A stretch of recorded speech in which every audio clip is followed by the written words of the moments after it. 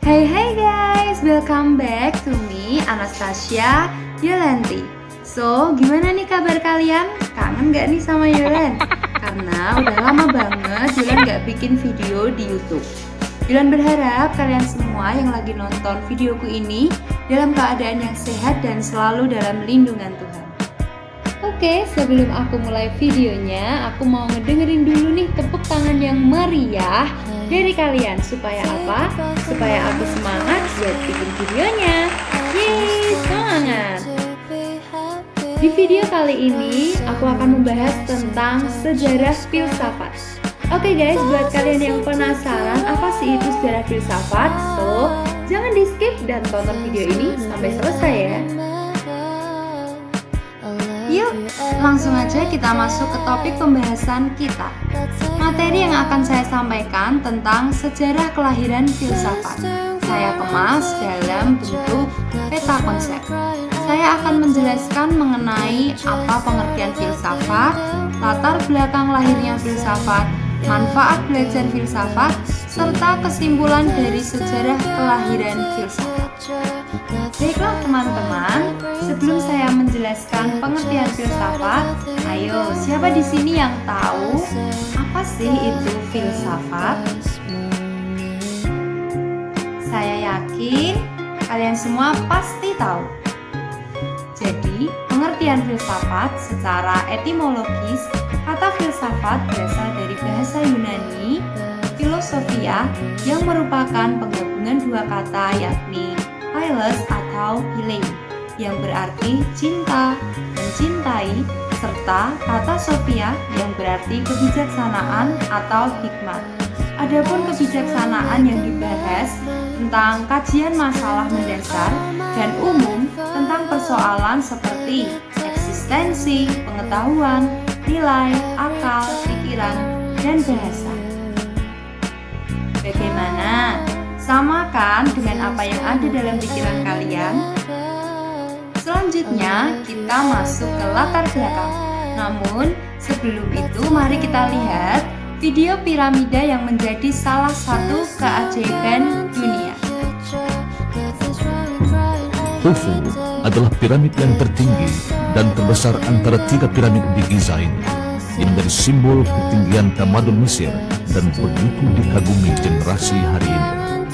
Tamadun tersebut begitu gemilang, takhta diwarisi turun-temurun selama lebih 200 kurun dengan limpahan kekayaan di bumi Mesir, membuatkan pemerintah-pemerintah Mesir purba menjadi angkuh dan lupa daratan. Fir'aun mendabik dada, mendakwa dirinya sebagai Tuhan di hadapan rakyatnya, serta menuntut kepatuhan yang total dari mereka. Dengan ketinggian mencapai 137 meter di atas tanah seluas 6 hektar, ia berdiri dengan menggunakan 2,3 juta blok batu yang tiap satunya seberat antara 1 hingga 15 ton. Ada dua pintu masuk ke dalam piramid Khufu. Pintu asal yang terletak di bahagian atas tidak lagi digunakan, manakala pintu keduanya ini dibina pada zaman pemerintahan Ma'mun ar-Rasyid. Hari ini peninggalan sejarah tamadun Fir'aun seperti piramid ini menjadi tetapan masyarakat berbagai bangsa.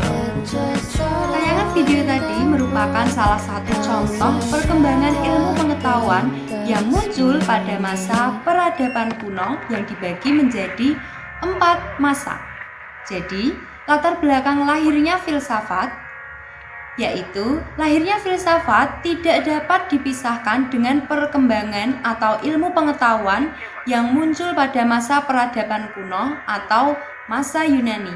Contohnya, yang pertama, bangsa Babylon yang hidup di lembah Sungai Nil atau Mesir dan Sungai Efrat telah mengenal alat pengukur berat, tabel bilangan berpangkat, tabel perkalian menggunakan 10 jari.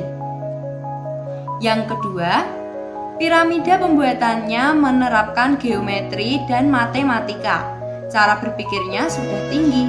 Mereka sudah mengadakan kegiatan pengamatan benda-benda langit, baik itu bintang, bulan maupun matahari, sehingga dapat meramalkan gerhana bulan dan gerhana matahari. Masa yang pertama yaitu masa Yunani. Filsafat Yunani sangat penting dalam sejarah peradaban manusia karena terjadi perubahan pola pikir manusia dari mitosentris atau pola pikir masyarakat yang mengenal mitos untuk menjelaskan fenomena alam seperti gempa bumi dan pelangi menjadi logosentris. Logosentris sendiri di sini artinya suatu pemikiran logika berdasarkan kebenaran yang tampak dan terjadi di dunia. Namun, ketika filsafat dikenalkan, fenomena tidak dianggap aktivitas dewa, tetapi aktivitas alam secara kausalitas. Sedangkan kausalitas artinya sebab terjadinya peristiwa sejarah. Adapun ahli pikir Yunani kuno antara lain, yang pertama ada Socrates, yaitu menjelaskan tentang mengembangkan teori tentang moral. Di sini maksudnya kita sebagai manusia di dalam hidupnya harus berpedoman pada norma-norma yang ada di masyarakat, supaya manusia itu bisa bersikap baik agar hati nuraninya juga terbentuk nantinya. Ahli pikir yang kedua ada Plato yang mengembangkan teori tentang ide. Di sini maksudnya ide adalah gagasan atau tanggapan yang ada di dalam pikiran manusia tetapi bertumpu pada realitas dunia. Tokoh yang terakhir ada Aristoteles yang menemukan sistem pengaturan pemikiran atau logika formal. Di sini maksudnya pemikiran yang meliputi kebenaran yang didasari pada realita. Baiklah teman-teman, supaya kalian lebih jelas lagi, inilah foto tokoh ahli pikir Yunani kuno. Yang pertama, Socrates. Beliau lahir 469 atau 470 sebelum Masehi di Deme Alopes, Athena. Tokoh yang kedua, Plato. Beliau lahir pada 427 Masehi di Athena. Tokoh yang terakhir, Aristoteles, lahir pada 384 Masehi di Stragira, Kalsik. Selanjutnya ada masa abad pertengahan. Masa ini diawali dengan lahirnya filsafat Eropa. Pemikiran filsafat abad pertengahan bersifat teosentris.